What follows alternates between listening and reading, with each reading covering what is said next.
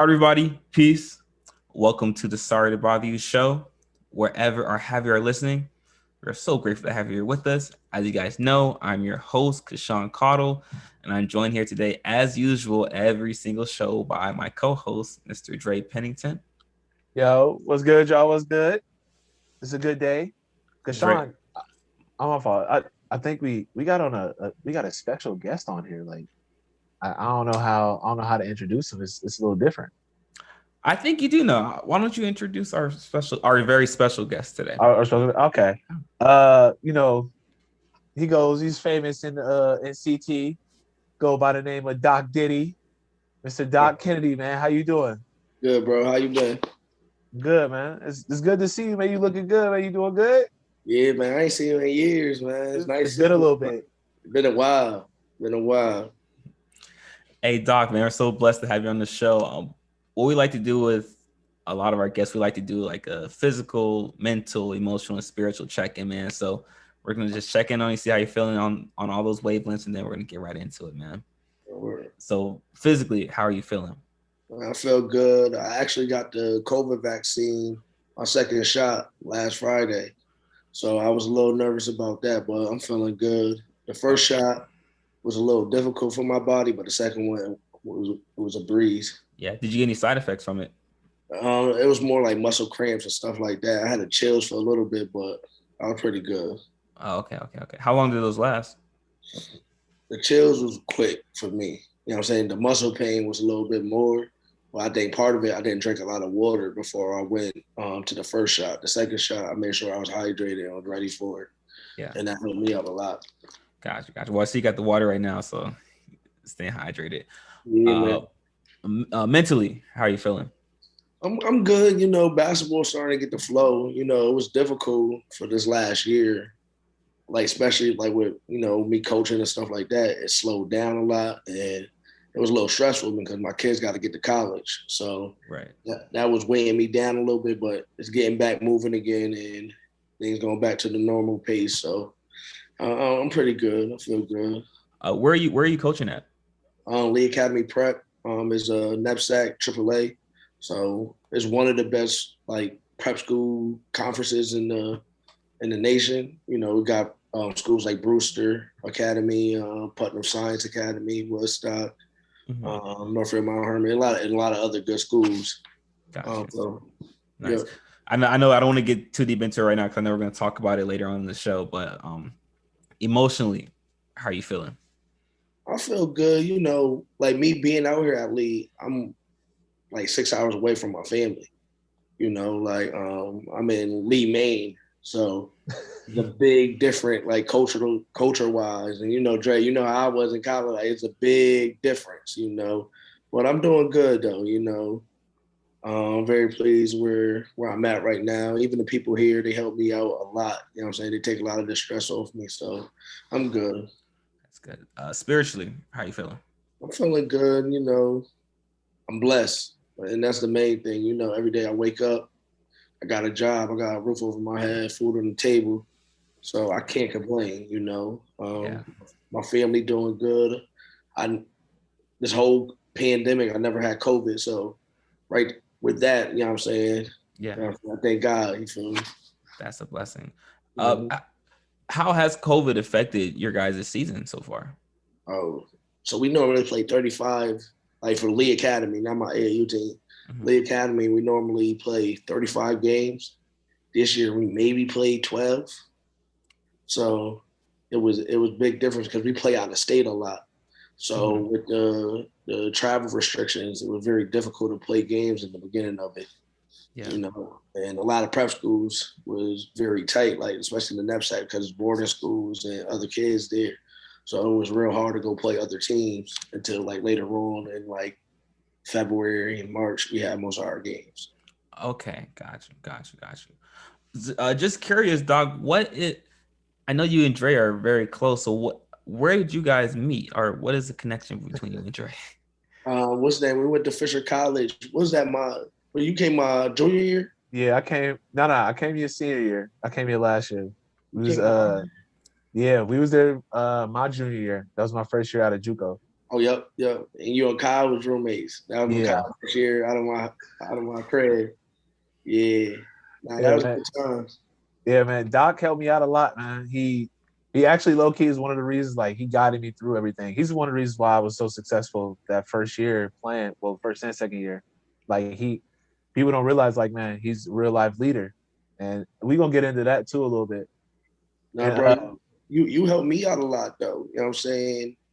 You made me look at it more on a professional level, like how you conducted yourself and how you presented yourself. And you probably didn't even notice I was watching, but the way you presented yourself as a young black man, it helped me change into what I really wanted to be. You know what I'm saying? Like sometimes I thought I had to be too tough, and yeah, you showed me like, nah, if you just be you, you're gonna be good no matter what. And I appreciate that towards you. Like, and I know you probably don't even know I was watching, but you know what I'm saying? You represented your family, the program, the team on a higher level, and I took that away from that year because I take something away from all my teammates. You know what I'm saying? I learned something new to develop me as a better person. You know what I'm saying? Become a leader, you got to learn how to follow at times too, and people don't understand that. Yeah. And I watch and take from everybody, good and bad, from everybody, and try to make the best version of me. You get what I'm saying? yeah. Yeah. No, that makes a lot of sense. Well said, Doc. I will say Dre is one of the best teammates that I've ever had the experience of playing with too, man. Dre he does a good job of like bringing the guys together. You know, No, bro. He ain't let you be yourselves, like, you know what I'm saying? Like, good or bad, Facts. I had days that I was good, but then there was days that, and then we could probably go deeper into it. Like I went through some things that I wasn't healed on. You get what I'm saying? So I used to take it out on my teammates sometimes, for no reason. Because those Yeah. not for no reason, those are the closest people to me. So it's like that's what happened, you know what I'm saying? Then Yeah. I started to understand, you know what I'm saying? Then Coach Limber helped me out a lot too. Coach Limber, man. Right, when the last time you told the Limber? Man, it's been a couple months. He's out in I think Korea, Korea. right? Yeah, he's in South Yeah, Korea, living it up. yeah, man, that's my guy. You know, Doc, you said something pretty interesting that you were hard and tough on your teammates because that's who you were closest with. I mean, that's just weird that we're all kind of like that. We're really tough and hard on the people that we love most, man. But I feel like that's kind of weird, man. Like normally we feel like we love them more, the people we care about most, bro. That's just weird, man. But it was different, like with like Dre, me, and Kyle. Like that team right there, we was very similar, but we was total opposites at the same time, Yeah. And I think that's what completed the puzzle. You get what I'm saying? That we was different, but we had the connection still because we went through the same thing still. Like we still young. We was all young black men in the richest part of Boston. So moving like that was totally different. We had to look out for each other a lot more. You know what I'm saying? Even if we didn't want to do the same things, we was with each other all the time, in different groups. It'd be me and Dre one day, or me and Kyle, or Kyle Dre, or me and Grady, Stress. Like it was so many of us, but we looked out for each other because we had kids from New York, DC, Yeah, California, people Connecticut. people people were Yeah, all over. yeah, Florida, DC, like you said, California and Connecticut, New York. Where else was it? I want to say some more down south. I think Atlanta. yeah. Um, it was a big group of people, just a whole melting pot, just from all around the country. Yeah. Yeah. Yeah. Dre, I know we talked about this a little bit off the show, but I know Dre wanted to ask you, Doc, how I guess your experience at Fisher, how has for both you guys, how has that kind of affected the way you view basketball right now? uh, Fisher changed my look. You know what I'm saying? By the time Dre got there, to be honest, I would check out of basketball. Like playing wise, I would check out. Like, you know what I'm saying? My freshman year, I was like the sixth man. Then I got in a little trouble. And after that, I ain't love the game no more. But before that, I stopped loving the game in high school. You know what I'm saying? My brother got killed when I was a junior. And he went D1. He was about to sign the contract to go overseas. the day after, like the day after he's gonna sign, where he got killed. So I stopped loving it, like playing wise. You get what I'm saying? And it took my college view was different than everybody else's. Like I didn't put in the work, and it's like right now I think about it, if I put in the work, I probably would have succeeded a lot more. But it changed my mindset on reality. You know what I'm saying? A lot of people that I came up with, everybody wanted to go pro. And when they didn't go pro, they was lost. They didn't know what to do. You get what I'm saying? Me, I knew I wasn't going pro. So I started thinking about what I'm gonna do next. You know what I'm saying? Like I don't want to do no regular job or anything like that. So that's when the coaching came in. Like, you know what I'm saying? My little cousin, my father is the director of the New Haven Heat. You know what I'm saying? So he wanted me to be assistant coach. I was starting that in college. So I was being a coach with them.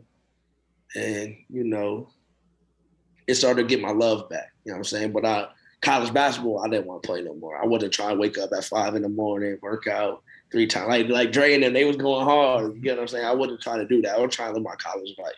Yeah. And that's how my view of basketball was a little bit different. But I was still part of the team because, like he said, I was a leader still. You know what I'm saying? I had a lot of influence on a lot of the star players. You know what I'm saying? So I still had to look out for the team, even though I wasn't invested physically into the game. You get what I'm saying? Right. Do you feel like emotionally you're kind of checked out too at that point, or mentally? Yeah, I'm saying because before that, you know, we always want to go D1. You know, then me coming behind my brother, it was D1 or bust. So, you know, now that I'm older and I'm a coach, it's like I was thinking it totally wrong. Like every level of basketball is hard to go and play. You get what I'm saying? So I wasn't thinking like that at that time. You get what I'm saying? So emotionally, I'm like, I ain't going D1. I failed in basketball. Like I'm just doing this so I can have some scholarship money to get this degree. You get what I'm saying? Yeah. And that's how I was checked out. Right. But I'm sure your thought process has changed since then. Oh, for sure. Because like I see kids that on a D3 level that I know could play on a D1 level. You know what I'm saying? It just sometimes with politics, not enough exposure. There's a lot of things that happen that get down to that level. Like even with me and Dre in the IA, we played Division Ones, didn't we? Who we played with? Oh man, we played Harvard. Who was it? UMass Lowell. Was it Cornell? Cornell too. We played Cornell, and then we played another. We played like 3 or 4 Division I schools. Yep. And that was a good year. What was our record that year? What was it? 20-9, 21-9. I think we barely lost. We had one of the best records in school history, right? Yeah. So I got 2 of those. Like, in top 2. You know what I'm saying? Me, my freshman year and my senior year, I was a part of that. Like nobody realizes this, but I'll say behind the scenes of just like playing and everything, practices and everything like that, like it was a lot of like button heads, just like you said, like everybody was just from everywhere, so we all didn't know how to react to each other at first. And then I think after a while, we kind of like got on a groove and we got to like just like being around each other. We actually like playing with each other. That was the difference between some of those years and like of playing basketball. We enjoyed playing with each other. Yeah, no, I think the adjustment was Lindbergh recruited a bunch of new people, and it was us originals that been together for the last 3-4 years, and it felt like not you particularly, but a lot of them was trying to come take over what we got our last year. You get what I'm saying? Then that's how we was thinking in the beginning. Then towards the end, it's like, yeah, we need each other. You know what I'm saying? Like, we family. And I just thought that adjustment period could have been a little bit better. And I ain't blaming no coaches or nothing, but it could have been better. Like they could have helped us like see that we're together and not against each other. Because it felt like we was in competition with each other the whole time. And I would say by one of the times, this is when I knew like we were really clicking. We won, I want to say 14 games in a row, 13 games in a row. Word. And it was like the longest, and it was the longest in the New England area of games won. Word. I got a question, bro. I ain't trying. How y'all do the next year? How y'all do the next year? It was, hey, I'm gonna say this. It was a struggle because it was just so many. It was too many new I'm not gonna blame anybody. It was so many new faces and new people, new for like people Oh, didn't so you adjust felt like well. how we felt Yeah, toward no, our that's what I said. I never was mad at that team because I enjoyed that team. That was one of my favorite teams ever. I'm not even lying. Because like I said, y'all are some of my favorite teammates ever. If we get in the group chat, we'll talk about everything. We'll talk for hours, just about anything. But like that next year, it was a struggle because it was the learning curve that nobody like people didn't understand. New coach, new players, new everything. what was missing? And uh a little bit of some people just didn't step up. I'll say that. And then Leadership wise or on the court? both Okay. leadership wise and on the court. And I put that some of that blame on me. I'll take that. Mm-hmm. But I always, as a leader like myself, I always say like, nah, I'll take the blame for that senior year. I should have stepped up more, in my opinion. I'm saying we live and learn. You know how Yeah, that. yeah. But yeah, Absolutely. I'll just say, Doc, after graduating, what was the plan for you? What was it? What was you thinking? To be honest, I went to Coach Limber's office. And I told him I can't go back home. You know what I'm saying? Like, we got to figure something out. Like, I can't. At the state I was at that time, I wasn't mature enough to go back home and succeed. You feel me? So I'm like, I kind of like wept to him, like, yo, I can't. Like, we got to figure something out. I can't go back home. Like, you know what I'm saying? Like, it's nothing but, at the time, my age and what I was going to go back home and do, it's nothing but trouble. So he put me on to Lee Academy. His dad was actually the head of school here before. So he had the connection with one of his old friends, Mr. Faulkner. And that's how I came. Like, you know what I'm saying? I never came out here and saw where it was at. You know what I'm saying? My mom and dad, like, nah, you going. You know what I'm saying? No matter how far in Maine it is, I don't care if it's a total different, like, bro, it's totally different than where I'm from. You know, like, so when I first got out here, I was mad. I'm like, yo, they made me come out here like they crazy. Like, you know what I'm saying? But Lindbergh kind of saved my life. Like, you know what I'm saying? I used to be mad at him about basketball stuff, but I wasn't looking at it like how he was helping me set up for my life, you know what I'm saying, after basketball. And when I started realizing that, I respect Lindbergh on a whole different level. You know what I'm saying? Like, a lot of people blame him for a lot of stuff, but he put real life over basketball. People, when we was kids, we didn't understand that. You get what I'm saying? Like, and now that I am a grown man, it's like, damn, shout out to Mr. Coach Lindbergh. Like, you know what I'm saying? Without him, I don't know where I would be at this time. You get what I'm saying? Mm. Yeah, man. He was a real dude. Like he never he never sugarcoated his stuff to me. I don't know. He might have did it for differently for everybody else. Like, I'm gonna talk about my experience with him. Yeah. But he, like you said, he definitely was one of those people who he made sure I was good just after school, after like basketball, after school. Like, that's why he's the type of person that he'll still, you contact him about anything, man. He'll make sure, hey, you okay? You need this? You all good? All right, Yeah. cool. And I realized as coaching, like, he couldn't help everybody. Everybody wasn't ready for his help. Yeah, You know what I'm saying? Only certain people, you got to be willing to get help. You know what I'm saying? Mm-hmm. Some people wasn't ready at that time. Like, I wasn't ready in the beginning. You get what I'm saying? But, you know, I don't know. Like, he ain't quit on me. So that helped me out a lot that he didn't quit on me and gave me a chance to. Because I still had another year of eligibility. Like, I could have came back with y'all because I redshirted my freshman year. But he's like, nah, it's time for you to move on. Like, forget this basketball stuff. You got your degree, slide out. Like, all right, all right. And then next thing you know, he retired. So I was like, all right, good, I'm out. he, he definitely retired on me. You know, he left with the best team. He left with his boys. You know what I'm saying? We've been with him for 4 years. Oh man. So I'll say I'll always ask this, especially people who are coaches. Did you feel that like coaching was your calling, or was it just one of those things where like you just happened to get into it? And I was calling my first one. My dad, one of the top coaches like in our area. So I was a coach's son. So in a point guard. So I was getting breeded to be a coach no matter what. You know what Yeah. I'm saying? Then when coaching started, I found that love again about, you remember I said I lost the love of basketball. And when I started coaching, I found it again. Like, maybe I ain't supposed to be playing, but I'm supposed to be in basketball forever. You know what I'm saying? Like that's how I felt when I started coaching, like teaching the young, and not even only basketball wise, just being a mentor outside of basketball. It gave me some type of purpose again. You get what I'm saying? Yeah. I'll say then by like if people don't know you and they just look at your profile like on Twitter or anything like that, they can tell that you really do be invested in like your the kids that you work with. And sometimes that's rare that you see it. I'm not gonna lie to you. You know, you could tell the difference on what I post when I was in college until what I post now. Like it's a big difference. You know, um, it's about them. You know what I'm saying? Like when you understand as a leader, when it's not about you no more, like it been not about me. Like I don't need no praise. As long as I can keep helping these kids get to college and learning about life and become better young men, I'm doing my job. You get what I'm saying? Like I don't know if some another job that could pay me more and it's like you don't coach no more. I don't know if I would do it.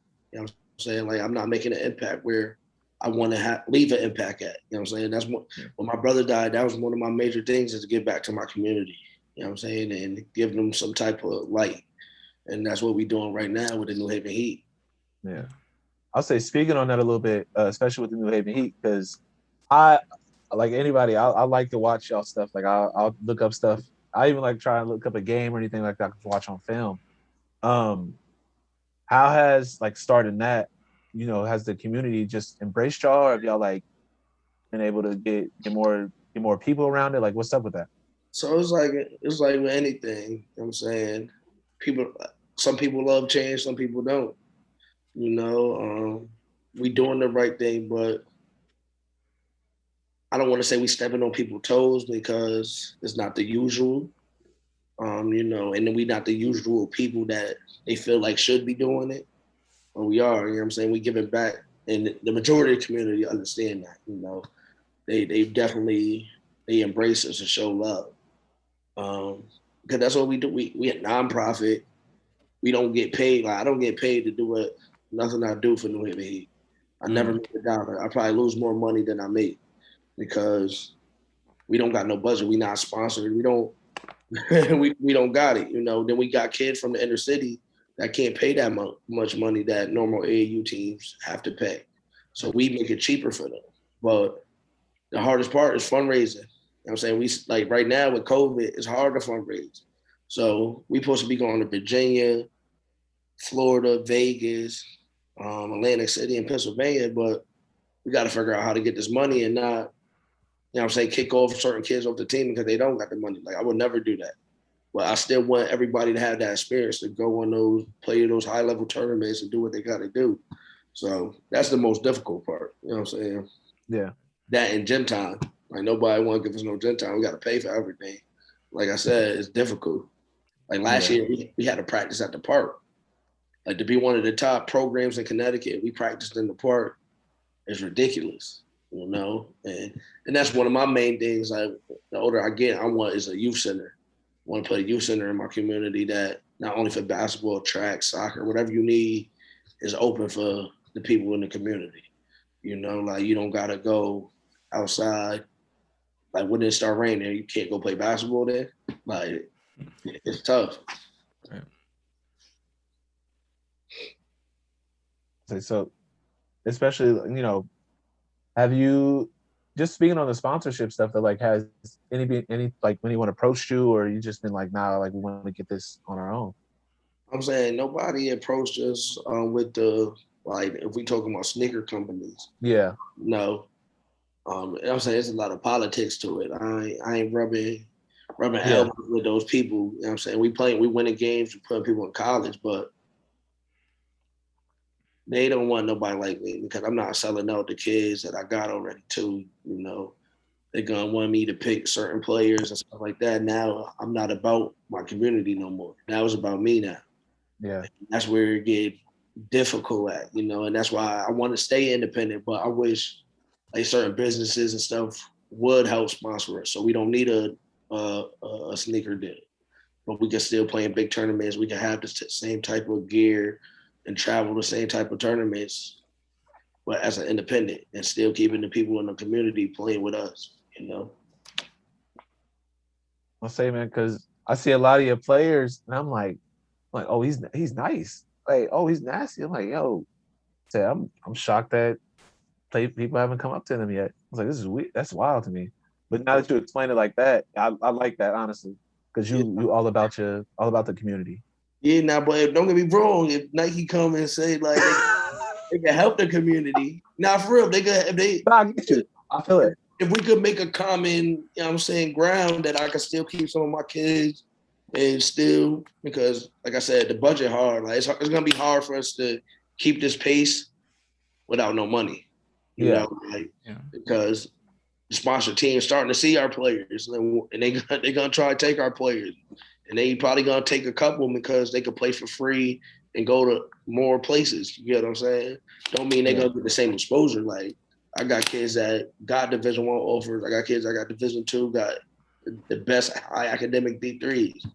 I feel like we get the same exposure. It's just it look better. We in a social media era that messed everything up. You know what I'm saying? Everybody wanna be the lit one on social media, be a part of the brand, and that's where it messing up the game of basketball to me. Yeah. Everything's about highlights. So do you think the AAU program or organization has become corrupt due to, like you were talking about, like the financial aspects of everything? I won't call it corrupt. I feel like it's still people looking out for people. I just think, like, even with the NCAA, is the NCAA corrupt? Because they making all this money off the young black men that don't get nothing. The Right. kids, like, there's certain people do end up taking money and they get, eligible. I'm not saying they should take money, but NCAA should be giving them some type of money. Like Dre, what we was eating we had $7 for lunch. What I'm about to eat for $7 for lunch? You know what I'm saying? Like, Yeah. and I'm like think about it with the NCAA kids, like D1 people that's going to do. Now you got a million, 2 million people want to watch your games every day, paying tickets to come see you play, and you don't make nothing. Right. You don't make it not a thing. Right. You know what I'm saying? And but back to your saying with AAU, I don't want to say it's corrupted, but I think it's politics to it. Like Nike, Adidas, like they teams fighting for Zion because they know if they in that loop, 9 times out of 10, when he go to the NBA, they got one. Yep. You know what I'm saying? But I feel like a lot of those teams use kids too, because when they don't need you no more, some of those people not around. Right. You know what I'm saying? Like now that it's the same people back in your community that's still around for you. Right. But then when you tell that to your kids, they're thinking you're just telling them that to keep them on the roster. And that's what I'm going through today. Like my best interest is for my kids no matter what. And Yeah. sometimes it sounds like I'm hating, but it's like, nah, bro, I've been around it. I saw it. You know what I'm saying? Some people get blessed off it. They go there and succeed. But then there's a lot of people that don't, that you see working at Walmart coming back around like, yeah, bro, just you had all those offers. Why you here? You know what I'm saying? And that's where it gets shady at. But you just got to go to the right program. Like I ain't saying we the top notch, right? You could go somewhere. Like, I don't mind my kids leaving me, but make sure you go into a better situation where they care at least. And that's the main thing. If they talk to me, I would help them. Like, yo, bro, I think I don't want to be a part of this no more, but I think I could go somewhere higher or do something different. What you think, coach? And I'm gonna be honest. I'm like, okay, this program, you could do this at. This program, you could do that at. I don't think you should go to that program, go to that program. But everybody make it, the people try and sneak everything you do, But see, I don't think you realize that a lot of your players probably appreciate you for being so honest with them. But like that, especially coming from somebody who's probably the same skin tone as them, same black like them. Like how impactful do you think you've been to a lot of the players? Like this, just outside of just the basketball thing. Oh no, Outside of just basketball. I think I impact a lot of them because I don't quit on them. Like, you know what I'm saying? I've been there when my grades messed up and coaches wasn't calling me no more. You know what I'm saying? I'm not that coach, man. I'm still like, you good, you eating, make sure like, and that's not only me, big, like my whole program in New Haven Heat. Cause I be far, like I'm 6 hours away. So I'm not there all the time. But the people that isn't a part of the program, they take care of the people. You know what I'm saying? Don't want nothing out of it. You know, a lot of people do stuff and want something out of it. We do it with the kindness of our heart. Like we call each other he family. You know what I'm saying? Because this is our family. You know what I'm saying? Even when you don't play with us no more, you part of the family forever. So if you call and you need anything, we there. You know, we got kids that parents died during like while they playing with us. Where we helped out, bring them to school, bring them to practice and stuff like that. You know, little brothers they got a babysit. All right, bring little bro with you. They can come to practice. You know, we do it all. You know, we actually a lot of kids never left Connecticut before until they start playing with us. You know, so that's the real impact. Like I don't really care too much about what's going on in the game. You know what I'm saying? As long as they get impact and get those experience like other kids in different neighborhoods getting, I'm doing my job. You get what I'm saying? It's like basketball isn't even the number one priority. If anything, it's the last thing on the list when it comes to working with the kids. The first thing my priority is get them all to college or put them in a situation where they're gonna succeed. Like if they don't want to play basketball, want to get a trade, I'm with that too. Like we're gonna put you around people. Like we got people in the program that got businesses in the city. So even if you not trying to go to college route, we got places you could get a job at, or you could get some more experience trade wise and put you in connection with that. And that's the most important thing. Like I could care less about wins when it comes to New Haven Heat. Like I could lose every game, but as long as I'm helping them get to college and put them in a better life, I'm cool with it. Yeah. See, what I'm saying, like you, like I said, different type of person. The people don't realize that you're authentic, and it obviously shows with your brand in the New Haven Heat. So, like, just a question: how? Oh man, I'm trying to think. I'm trying to think of how. You're trying. Can you get one? Can you get a question in? Go ahead, Trey. No, go ahead. You got one. I'm trying to think. I got to think of this one out. Go ahead. No, we got time, bro. Go ahead. This dude, man. I think. Oh man, I'm kind of stuck like a lot of you. Well, I have lots of questions. Yeah. I'll wait for Dre to come out with his. So, Doc, you were talking about the financial aspect of working with New Haven Heat. Are there not any local businesses that will looking to sponsor you? I think we got to do a better job at reaching out to some of them. Like even though I know they see what we doing, but we got to ask a lot more. You know, we try, and there's certain businesses that do help out, but we got close to 15 teams. You know what I'm saying, from 4th grade all the way to 12th grade. So there's a lot of kids that we trying to help that the money we got to figure out how to get more, you know. And you know, when certain fundraisers they do get slow, you know, some people don't want to give no money, you know. There's a million things that you can give money to. And you know, it's a million people out there trying to get money. You know, some people finessing and some people doing the right thing. We just hope, I pray that the people that's doing the right thing start seeing a lot more of that money. You know, when it comes to grants, even grants, like, you know what I'm saying? We need, I just, even when it comes to politics, I don't feel like they're giving the money to the right people at times. I think they're just giving money that so they can say they're giving back to certain things, but it's just a cycle, you know. That money's gonna end up getting back to them some way, somehow, anyway. You know. Yeah. All right, so I have a question. I always look on people's IG, like I talked about before, and people may not know, you. So that's one of the first things they see. What I like to see, what I want to talk about is your brother's basketball classic.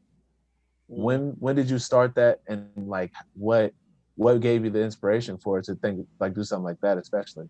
So I didn't start the original one. A couple of his friends and my family did. I was only 16 when the first one came out. We had like 3-4 of them, and it stopped for some reason. I wasn't at the age that I could run anything yet or had the finances to.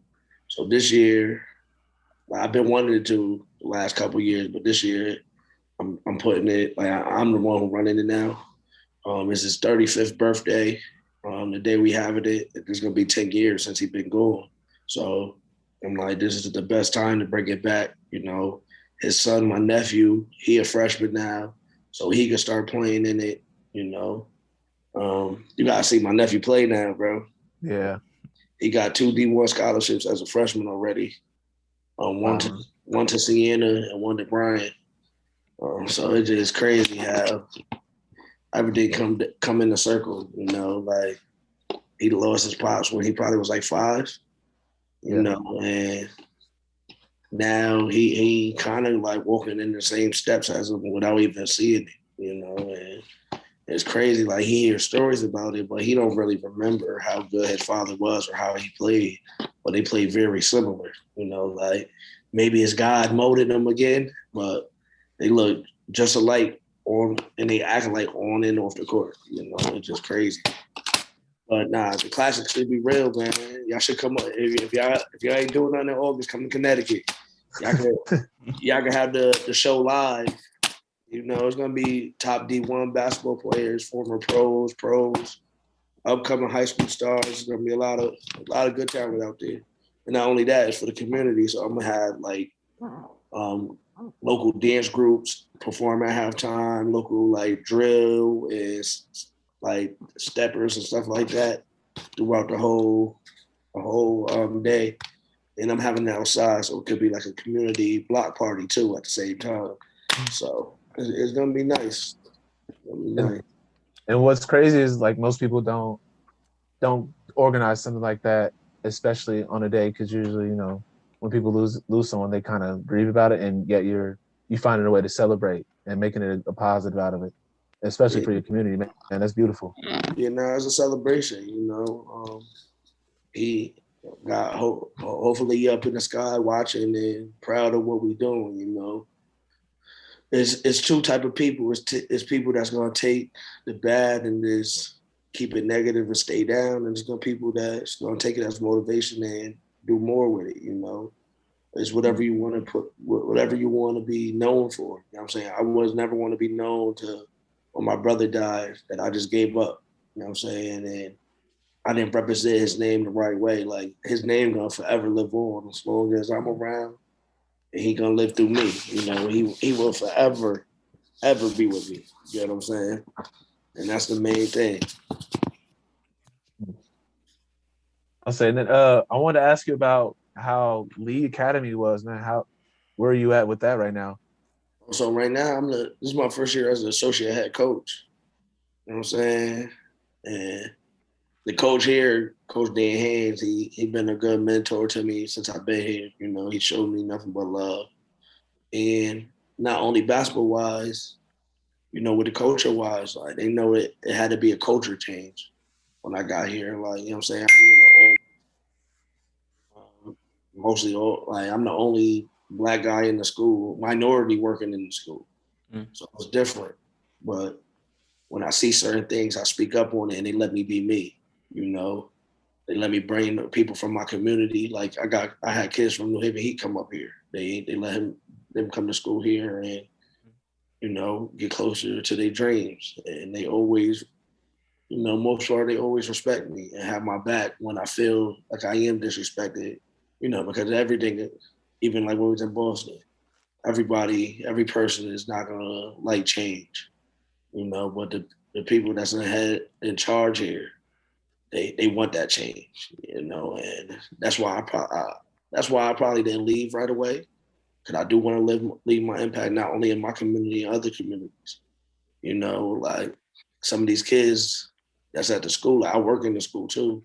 They never saw a black guy before, so they only see it from the media and TV, but they seeing one right in person now. See like what type of guy I am. And, I think I'm helping change the next era in this community. I think culturally, especially, the election was a couple months ago, and it was crazy out here. It was different for me. It was kind of like, what was my senior year when Trump became president, right? Yeah. I was sad. That was my first time voting. And I'm like, I ain't never voting again. Like my vote don't matter. But here, this year, I had a different feeling. You know what I'm saying? Like a little bit more prideful. Don't get me wrong. I don't know Biden. I don't want to talk positive. I don't know Biden the guy either. You know, I don't know. You know what I'm saying? Like, to be honest, like, but I know Trump wasn't that guy. He had to go. You know what I'm saying? I hope I'm not, you know what I'm saying, disrespecting on the podcast or not, but he had to go. It changed the whole atmosphere out here though. When he didn't get elected, a lot of stuff calmed down out here. You get what I'm saying? Yeah, man. And then it seems like, man, especially just talking about that, just politics and stuff like that. Uh, it people don't realize, man, your growth is amazing for real. Just from that time that we talked and everything like that, and when we first met to now, hey, man, I'm happy for you, especially with the academy. I'm glad that that's going well. Yeah. Do you see anything in the future with Lee that's going to be different? You think with you there now, especially as associate head coach? I'm saying we've been on track. Like I said, the head coach here let me do me. You know what I'm saying? He let me recruit, he let me coach, and he do his thing too. Like, I learned a lot from him. As long as that happens, I think we're gonna keep building a nationally known team.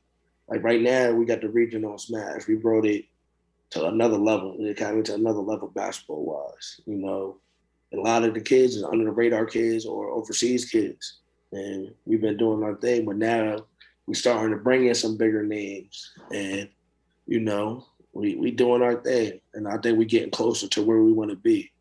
You know, I don't know how much longer I will be out here because I do want to grow as a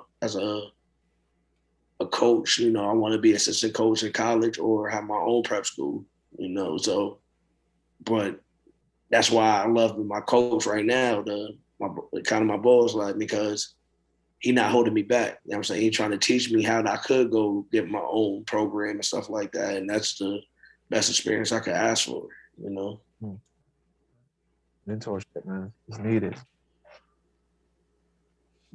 Sure, man. Another question I had, just one last one. For your nephew, especially, would you push him towards prep school, or are you just gonna say, nah, stay where you at? Like, that's one of the things, because I know prep and high school are a little bit different. I've never been to a prep school, so I have no idea. So right now he good. He good in his position.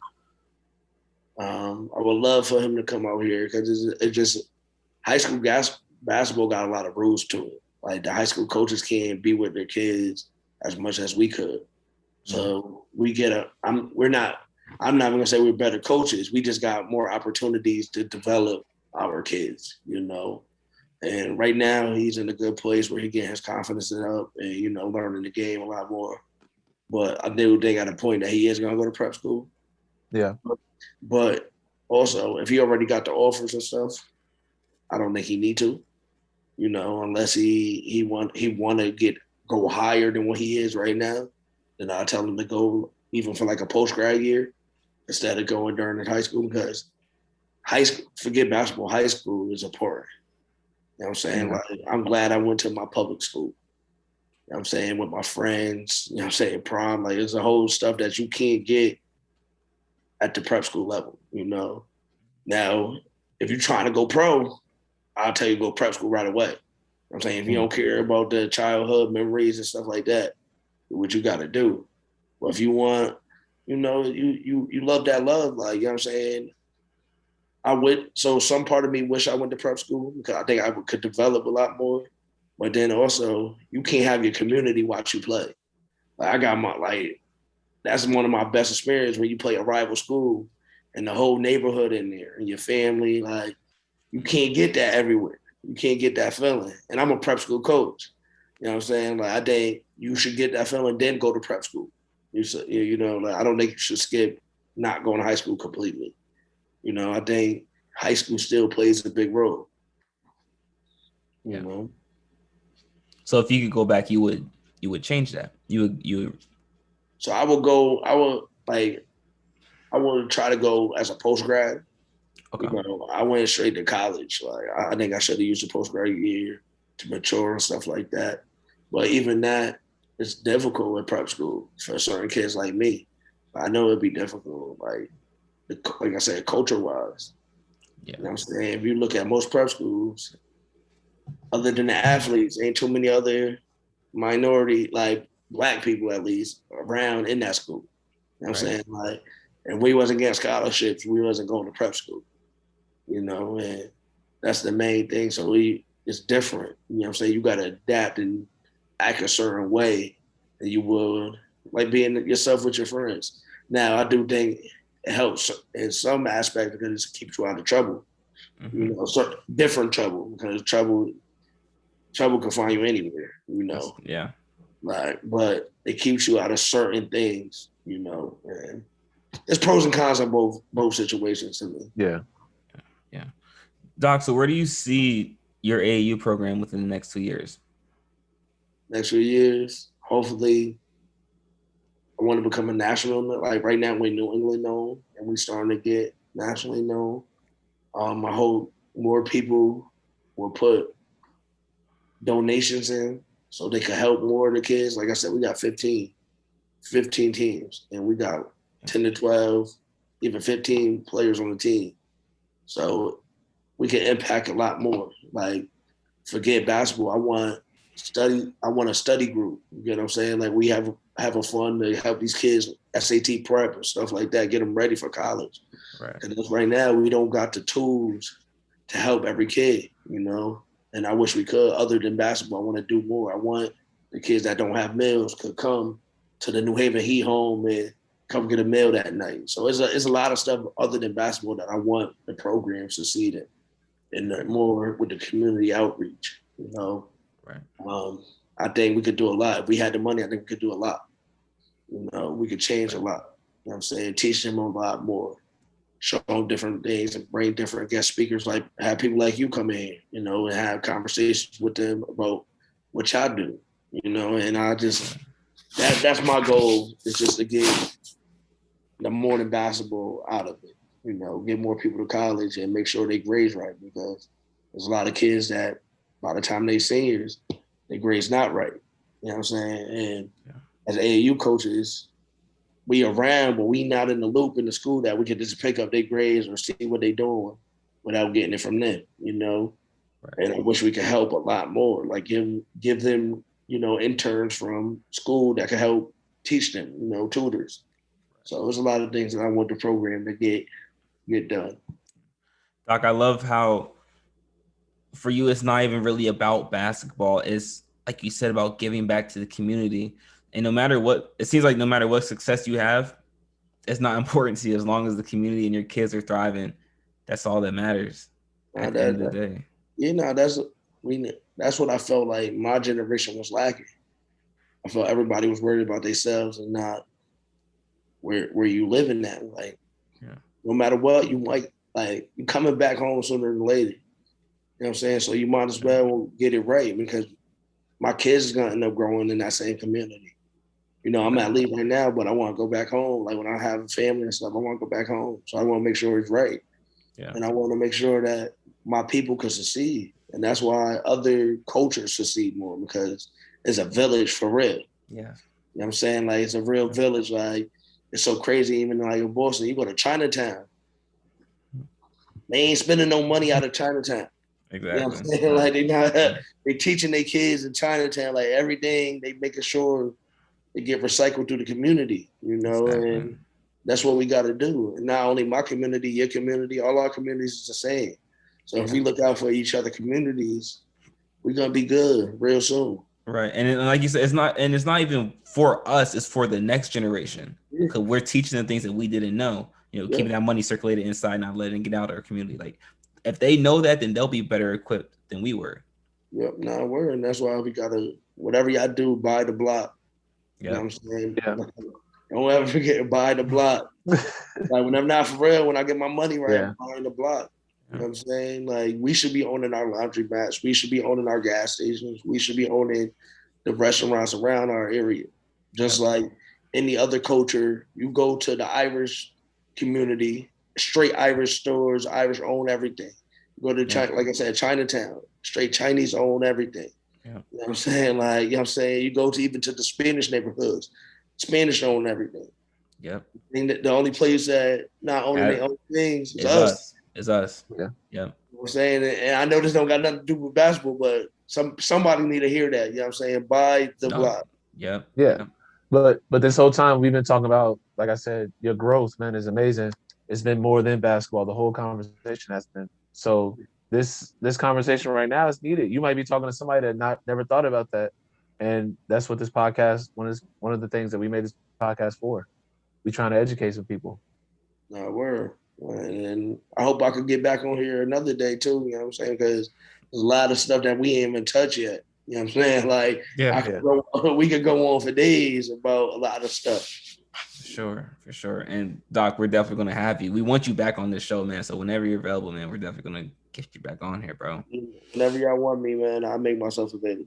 Appreciate that, man. So Doc, normally what we do when we close out this show, we like to give you the platform to give a little shout out or shout out anyone you want to shout out, man. So if you have any shout outs, man, so I'm saying shout out to New Haven Heat. You know what I'm saying? Shout out to Lee Academy. Thank everybody, the kids, the administration, the parents. You know what I'm saying we're gonna keep elevating, and shout out to my community. It's all love. You know what I'm saying? If it wasn't for you, I wouldn't be in the place I am today. You know, and I didn't do nothing. You know what I'm saying? Everything is God made. You know what I'm saying? The situation, the platform I am, God knew where I was going to be at. You know what I'm saying? And that's whoever watching, just know God do got a plan for you, even when you don't think so. Like, I did not think I was going to be where I am today 5 years ago. You know what I'm saying? Yeah. And it's a blessing. Absolutely. Well said. Well said. Dre, do you have any shout outs that you want to give? Hey man, like I said, shout out to New Haven Heat. You know, shout out to my guy Doc, man, for coming on here. We really do appreciate it. You may not know this, man, but it was really, really enjoyable, obviously. Man, because we like we said, we can talk about things for days. So we really do enjoy your presence here, man, for real. Nah, thanks for having me, bro. Of course. Sure. For sure. Shout out my man Lord in the Stitch, man. I know he's still trying to get everything right. Clothing wise, you need anything, he can sew it up. He got it for you. And then yo, got one more shout out. Go ahead. Shout out to Block, shout out to Grady, shout out to Stretch, shout out to all the boys at Fisher, Ant, Coop. Shout out to everybody. Facts, man. I miss them dudes, man. I do. And then speaking of Grady, man, shout out to his program that he's involved with. I think it's called Bigger. Yeah, it's Bigger Than Basketball. That's his name for his program, man. And if you guys can get a chance to look at it, I would say everybody do it, man. You know, definitely. Follow the New Haven Heat pages, New Haven Heat fam on Twitter, Instagram. You know, anybody that's watching this want to donate some money, donate. We a nonprofit. We a tax write-off. We get you right. Exactly. Shout out to the D'Anthony Evans YouTube channel, the Tatiana Jasmine YouTube channel, the Lost Generation show, the KRSN1 radio show, and shout out to the fans. Thank you guys, and shout out to you, Doc. Thank you so much for bringing all your insight and all your knowledge on the show and having this platform to use, man. We really appreciate you, man. All love, bro. Thank you for inviting me again. No problem, bro. Also, shout out to the Choir Boy clothing line. Guys, this is a great show. Doc, thank you so much for being on. If you haven't subscribed already, subscribe to us on YouTube. Follow us on Spotify and Apple Podcasts, and check us out on Patreon as well. We're on all streaming services, so just check us out. We really appreciate it. We'll be back again next week, guys. And Doc, once again, thank you so much, bro. Loved having you on the show. But until next time, guys, continue to stay safe, be vigilant, make smart decisions. And until next time, guys, peace.